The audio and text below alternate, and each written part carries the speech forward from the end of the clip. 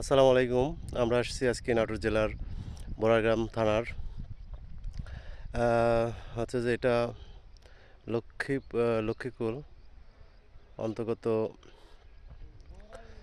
উত্তর মারিয়া মাঠে আসছি। এখানে মূলত আমরা আসছি আজকে তরমুজের জমি দেখার জন্য। আমাদের এগ্রিকাস প্রাইভেট লিমিটেডের সে বিখ্যাত তরমুজ ম্যারাডোনা এইটা এই বছর এই অঞ্চলে প্রথম দেওয়া হয়েছে। তো প্রিয় দর্শক, চলুন আমরা সরাসরি আমরা জমিতে যাই এবং দেখি ম্যারাডোনা তরমুজের কী অবস্থা। এবং আমার সাথে আমাদের কাঙ্ক্ষিত চাষিও আসছে। এটাই কি আপনার জমি? হ্যাঁ, এই আপনার এই ম্যারাডোনা। এটা আমাদের ম্যারাডোনা। প্রিয় দর্শক, মূলত এই অঞ্চলের চাষিরা রসুনের মধ্যেই আপনার হচ্ছে রসুনের মধ্যে চারা দিয়ে দেয় তরমুজে। তারপরে রসুন অলরেডি উঠে ফেলছে, এই রসুনের মধ্যে মূলত এই তরমুজ। যত দু চোখে যত জমি দেখা যাচ্ছে সবগুলো তরমুজ আর তরমুজ। এই নাটোরে কিন্তু এই বড়াইগ্রাম উপজেলাতে বিখ্যাত তরমুজ উৎপাদন হয়। তো আমরা সেই মাঠে আমরা কৃষককে আমরা তরমুজের বীজ দিয়েছিলাম। এই যে এই যে এই চলে আসছে তো, বাহ মাশাল্লাহ। দর্শক দেখেন তরমুজের সাইজ এরকম, এই যে ছোট ছোট জালি পড়ছে। এটা তো অনেক বড় হয়েছে, বাহ। না, এই যে এটাতে আসেন, এই যে বড় বড়। প্রিয় দর্শক, আপনারা একটু দেখেন, এই যে আমাদের তরমুজ অনেকটাই বড় হয়ে গেছে।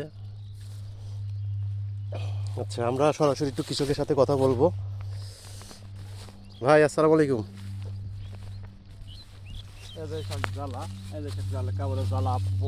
করতেছে, একটু কথা বলবো আপনার সাথে।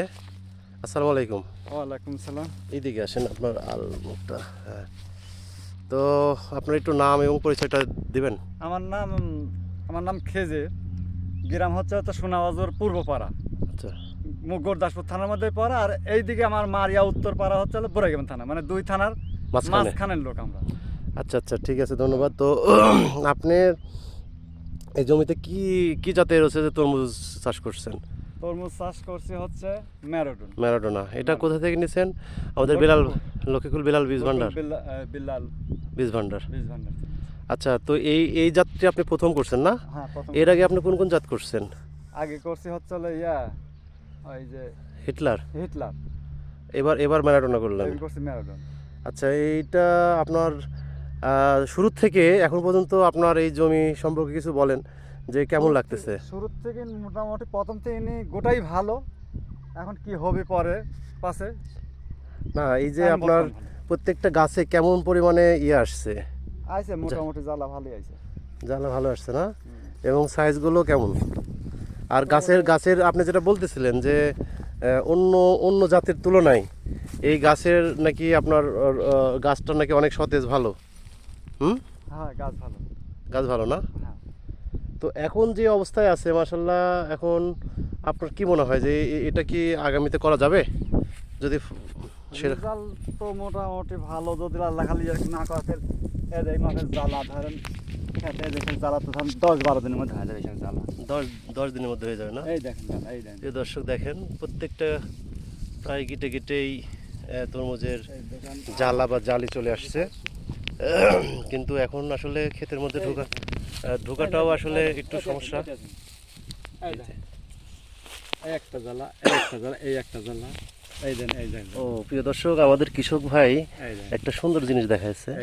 সেটা হচ্ছে যে আপনারা দেখেন, একটা জ্বালা, একটা জালি, একটা জালি, একটা জালি, এই একটা, টোটালি 1 2 3 4 5, পাঁচটাই পাশাপাশি এরকম জ্বালা কাবলে আসতেছে। হ্যাঁ, আচ্ছা আচ্ছা। তো তার মানে বোঝা যাচ্ছে যে এটা অনেক ভালো হবে আর কি। এই জ্বালাগুলো লাস্টিং। প্রিয় দর্শক আমরা এই আপনার জমির পরিমাণ কতটুকু? 17 কাটা জমি। 17 কাঠা না? আচ্ছা ঠিক আছে। তো আর হচ্ছে যে এর রোগ বালাই কেমন?